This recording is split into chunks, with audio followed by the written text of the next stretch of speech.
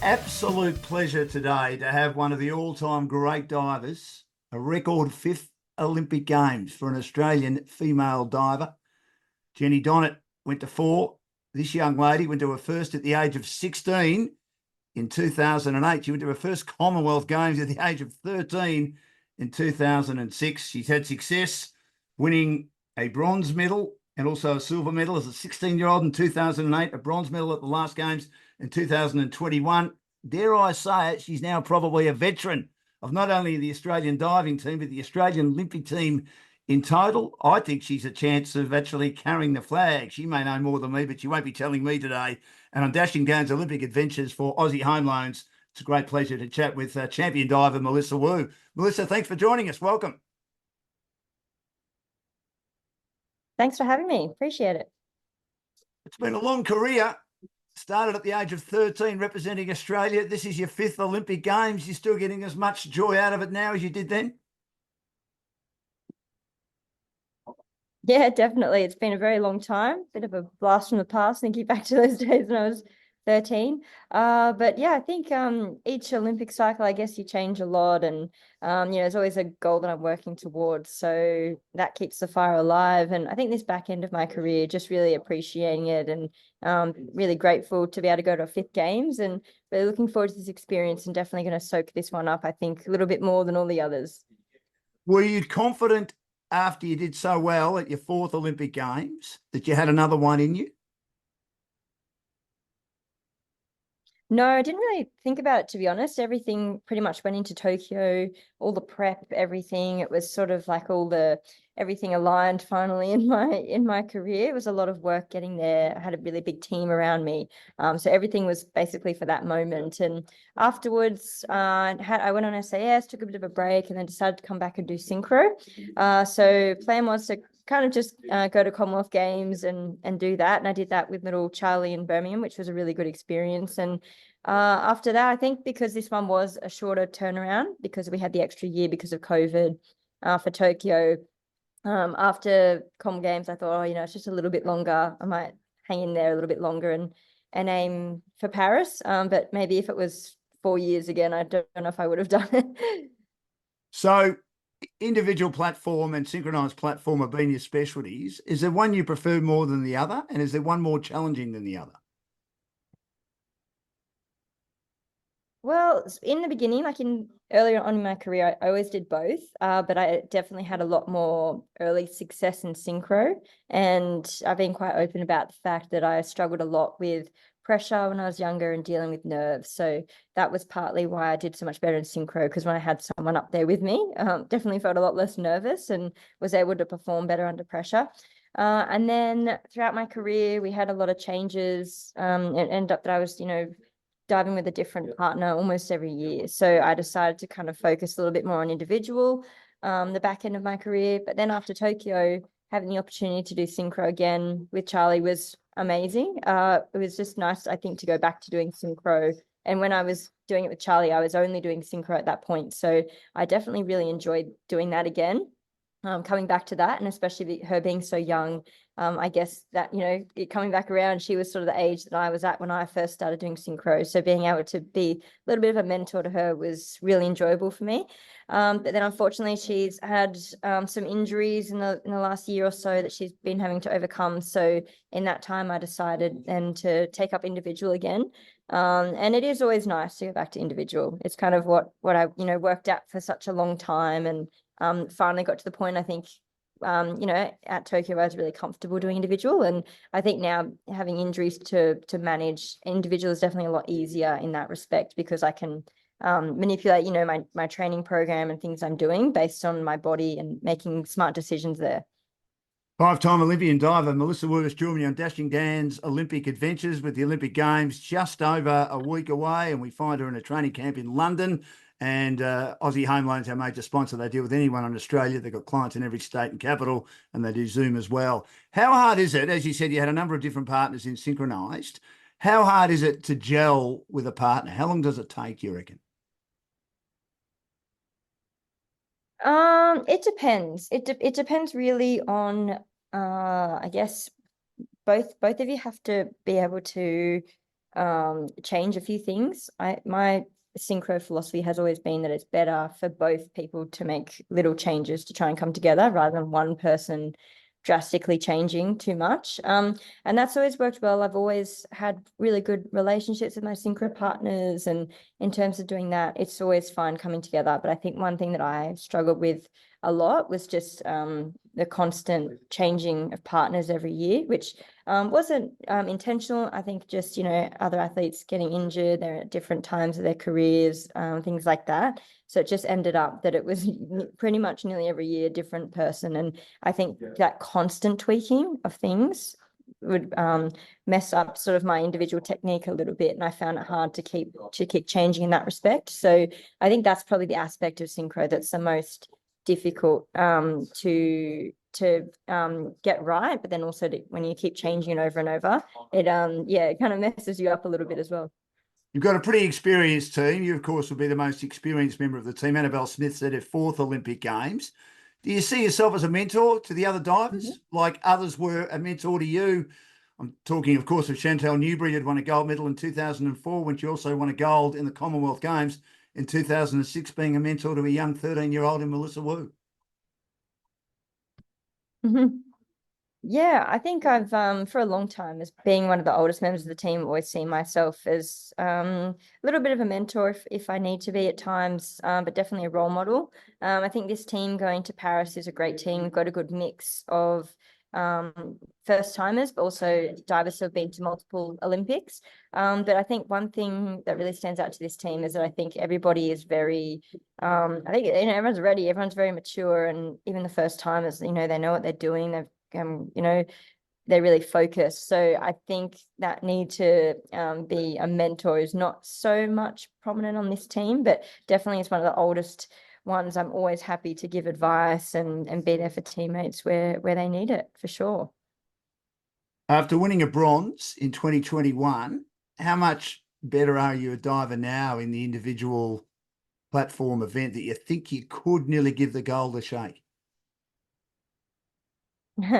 I think I don't focus too much on medals. I think for me, it's always based on the process, and every competition, every Olympic cycle, the prep is always different. It depends on, especially this back end of my career, different injuries, managing that. It's been, I guess, since Tokyo, a bit up and down for me in terms of preparation.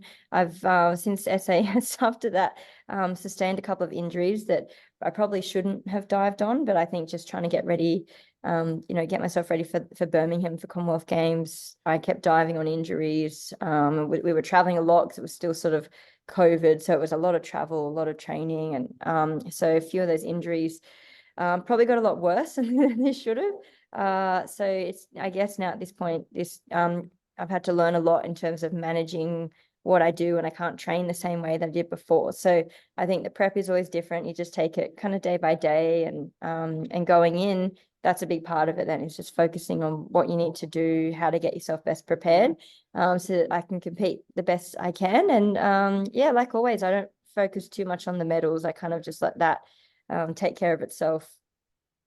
4 top 5 finishes at 4 Olympic Games, including a silver medal as a 16-year-old. It's been an amazing career. Must be proud of what you've achieved.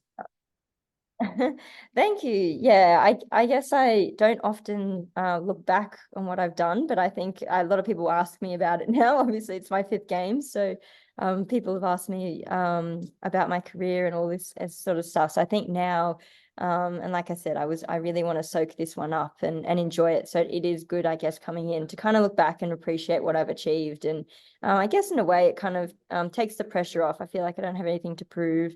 Now it's just about going and competing the best I can, but really trying to make the most of these games and just soak up every minute of it.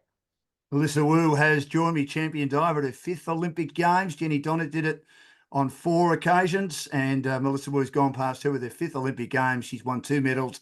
As I mentioned, she's had 4 top 5 finishes, and of course she'll be competing in the individual 10-metre platform event. We're here for Dashing Gowns Olympic Adventures and Aussie Home Loans. Their areas of expertise include first home buyers, equipment loans, car loans, and personal loans. I touched at the start. You may know a bit more than me, and obviously you can't tell me. I reckon there's 6 athletes off the top of my head that are in contention to carry the flag. Em Wu, Melissa Wu is one. Eddie Ockerton, the champion hockey player, is another. Jessica Fox, four-time Olympian, who's won a gold medal, hoping to maybe win two, if not three, in slalom canoeing. And three basketballers, the great Lauren Jackson, who's 43 and competing in her fifth Olympic Games, and two male basketballers also in their fifth Olympic Games, Paddy Mills and Joe Ingles. Do you think you're a chance? Have you thought about it at all? Look, I haven't really thought about it too much. We're lucky that we're going to be there for pretty much most of the Olympics because diving goes over that time. So I would really like to go to the opening ceremony. I hear it's going to be amazing, boats on the Seine. So that would be very cool for me to go. I haven't given too much thought about carrying the flag. You know, I got lucky to be able to do that in Birmingham at the Commonwealth Games. Who knows, it could be the last Commonwealth Games. We don't know what's happening with that. So that was a huge honor for me. But I guess, like I said, I'm very goal focused, and a lot of what I do is just based on, you know, going there and thinking about my performance and competing at the best that I can. So anything like that would be, you know, cherry on the top, but not something that I get too focused on going in. Seems to be a sport, diving, and even my niece is only 12. She still does gymnastics, but has had some injuries and got into diving just to help her injuries. You were trampolining, I think, and suffered a fractured arm and got into diving after that. I mean, did you think that you were going to be as successful so quickly, and within 2 years you were representing Australia? It was an amazing start to your career, wasn't it? Yeah, so actually I did do a little bit of trampolining and a little bit of gymnastics when I was younger. I always really enjoyed those sports, but I come from a big family, and my sister was a lot more talented at sport than me. She was actually a swimmer, so we spent most of the time at the pool, and I despise swimming. I really did. Swimming has not been, you know, I'm not the best swimmer. But being at the pool, that's how I kind of got into diving, because as soon as I saw it, I wanted to start. And the broken arm that I had was actually doing dryland training for diving, which makes up about 50% of our training. So I got injured while I was in diving, but at that point I was just diving with a club, and I wasn't, I don't think, particularly good, but I was lucky to have an amazing coach at the time who, you know, came to the hospital with me and was telling the doctors, you've got to do a good job. She's going to be really good one day. And he really believed in me. So I think that was I think until that point, I've never really faced too many challenges, but that was a big challenge, knowing that could potentially, you know, affect whether or not I'd be able to dive again, because it's quite a serious break. It broke clean all the way through. But I got lucky. Doctors did a great job, rehabbed it. And I think that was sort of an important part of my life to, I guess, gain a little bit of resilience. And it kind of gave me that fire then to want to actually really do well in the sport and see how far I can go. It was a big deal when you were chosen the Commonwealth Games because it was also held in your home country in Australia, in Melbourne. But you were 13 years old, and I remember you handled it with a plum. It was like, okay, I'm 13, but 13 is just a number. It's just an age. You didn't seem too sort of overawed by that. You've always taken everything in your stride, Melissa, haven't you? I have. It's funny because I've done a few interviews recently where all this footage has come out that I haven't seen probably since I was 13, and I've got this squeaky voice, and it's so funny to watch and look back on now compared to how I felt it was when I was experiencing it. And I just remember thinking, oh yeah, you know, I've done drama at school. I've had to get up and talk in front of the class. That's fine. What's a few cameras and interviews? And yeah, it didn't worry me too much. I think at that age, again, just being in a high performance environment, there was a certain expectation, and I was always very not only focused, but at that point, the training system that I was in was we were put under a lot of pressure actually. So I remember just always being worried about my spot in the squad more than anything. So to make the team was a relief. I thought, oh, I'm safe for a little bit. And yeah, kind of, I think that really prepared me to deal with that from a young age. Have you ever stopped worrying about your spot? And if you stop worrying about your spot, is that the time to give it up? Yeah, well, it's a bit different now. I think in a way it was a good thing. I grew up in a different kind of era in diving in Australia. Things have changed a little bit more now. We used to have that central AIS training center, which was in Brisbane, but now they've decentralized that. So we have our state institutes, which are basically how things work now. So I think that there's still those pressures, but it's not quite as intense as it was. We've got a few people left in diving in Australia who kind of grew up in the same system and know that it was pretty tough back in the day. And you were all sort of vying for spots in the squad, and that was before you even got to comp. That was just to be in the national training center. But yeah, like I said, in a way, I think it kind of made me really resilient. It made me push through things and learn how to cope with challenges, and when things didn't go my way, how to kind of get back on the horse and keep going, and how to work under pressure. I've interviewed a lot of guests, especially past Olympians for Dashing Gams Olympic Adventures for Aussie Home Loans, Melissa, and they were involved in the centralised program, as you mentioned. Why do you think the decentralised program is better, or do you think it's better than the centralised program? I think there's pros and cons. I think definitely that program bred very successful divers in Australia. And I think that was just because of the competitive nature of everything. Even I remember, the coach would write the program, there were individualized programs, and it was even a big deal whose name was at the top, and it was like a pecking order, and it was quite intense like that. And that's why I think we got results. But the cost of that was, I think everybody's mental health suffered a little bit, that constant pressure every day. It's hard enough to deal with that in competition, but I think that every day feeling that pressure in training was quite tough, especially me being young. My family sacrificed a lot for me. And I mentioned my sister did swimming. That's how I got into diving, because then I got into this high performance squad in diving, which I had to do all these sessions.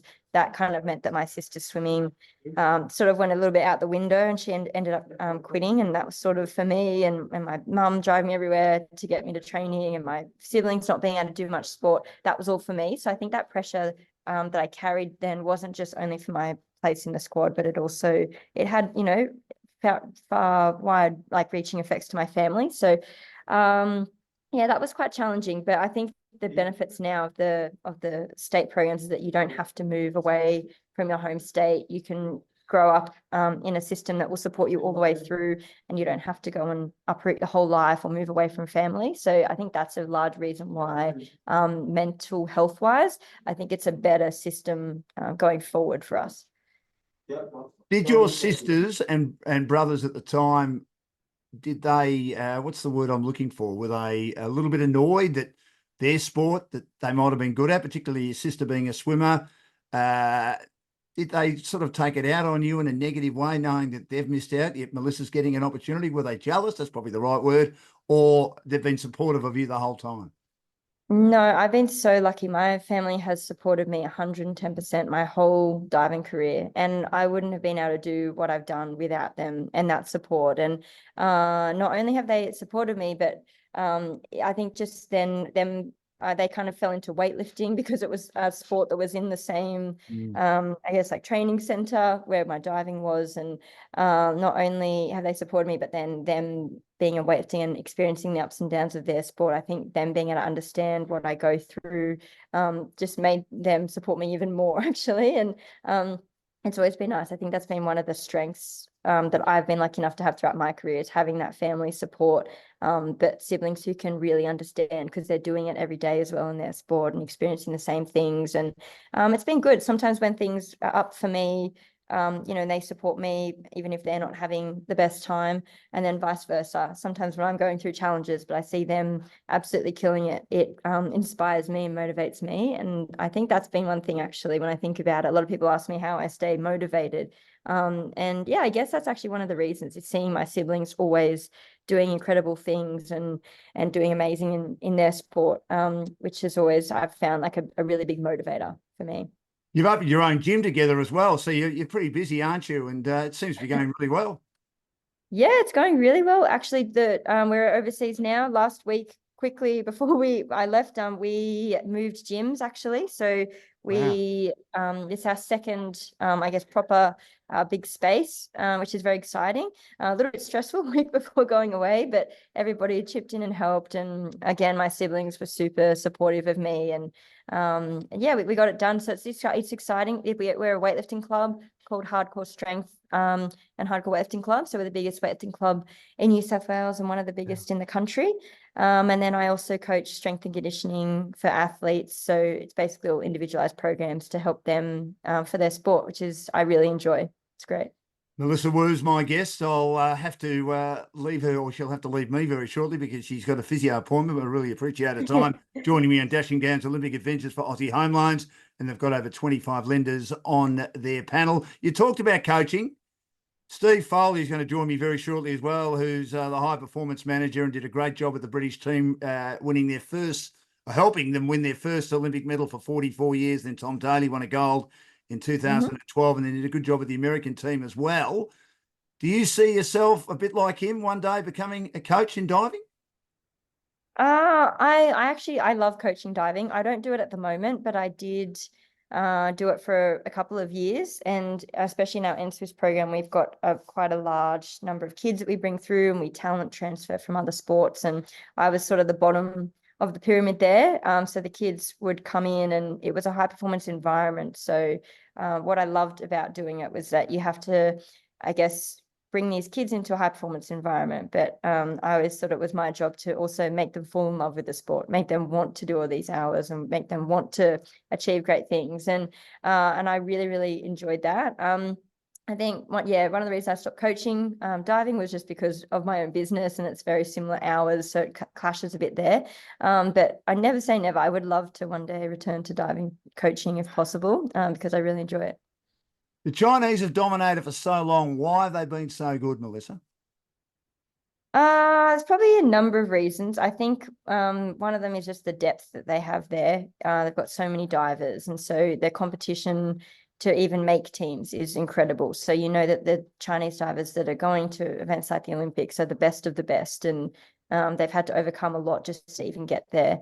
And also the way that their whole sporting system is set up, their diving system. So basically, kids leave home at a really young age, they'll live together. It's like they go into these high performance venues like from a very young age, kind of, I guess, similar to what I was talking about when a lot of people in Australia had to move interstate to train at the AIS. So they have a series of those. They've got, their national squad, but then each state also has a similar thing where the kids go and move there. And I think it's just very different to here. But at the same time, we're lucky here that we get to enjoy it. It's, kind of, we do it by choice. It's a hobby for them. I think there's a bit more pressure because a lot of them do it to support their families and things like that. So it's everything has two sides, I guess. It makes them good, but also I think they live a very tough childhood over there.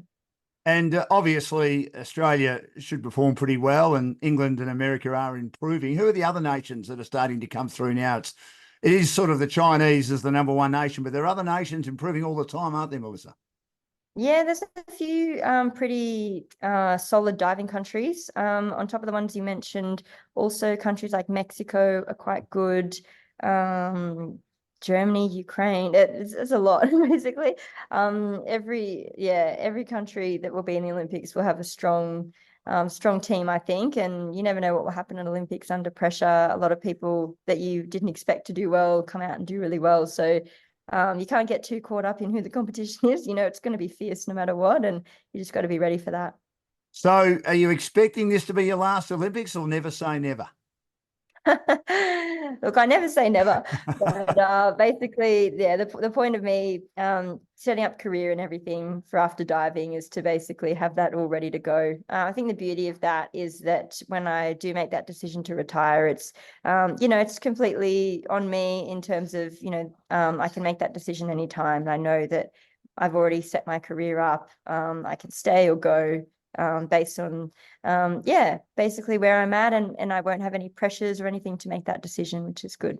And before I let you go, Chantal Newbury, before you'd started, won a gold, as I mentioned earlier, 2004. And Matt Mitchell, you were 16, won in 2008. How did that particular dive inspire you? And do you think it's inspired a lot of young athletes, not only you coming in at the age of 13, but Matt winning that gold medal to take on the sport over the last 12 or 14 years or so? Yeah, definitely. I think it was such an amazing thing for our sport, him winning that gold. And for me, actually being able to be there in person and watch him win, I will never forget that moment. Not just that one moment, the whole competition. He dived amazingly, and just being in that atmosphere and seeing him lift in that competition was just incredible. And I think that's always something that I've always held, in the back of my mind. And you draw from all those experiences when you're faced with it, when you're under pressure. And even though you don't necessarily think about it, when I was diving in Tokyo, I wasn't necessarily thinking about it. I think just having been exposed to that over time and time again, in terms of not just me, but being able to watch somebody else do it. Again, it's really inspiring, and it makes you believe, oh, I could do this too. And when you're around people like that, I trained with Matt from a young age, and being around them and just seeing somebody do that. It's good. It's inspiring. It makes you believe that you can do it too. Well, Melissa, it's been great catching up with you. We wish you all the best. It's an honour for me to chat to you, 5-time Olympian, the most Thank number you. of Olympic Games for a diver in Australia. And Melissa Wu has been my guest on Dashing Down's Olympic Adventures for Aussie Home Loans. To deal with anyone in Australia. They've got clients in every state and capital. They do Zoom as well. Their areas of expertise: purchasing a property, owner-occupied or investment, building a property portfolio, refinancing, debt consolidation, cash out construction, pre-approvals, first home buyers, equipment loans, car loans and personal loans. I wish you all the best in the 10-metre platform. Let's hope you do well as you've done in other Olympic Games without putting too much pressure on you. And again, congratulations on what you've achieved. All the best. Thank you very much. Appreciate that.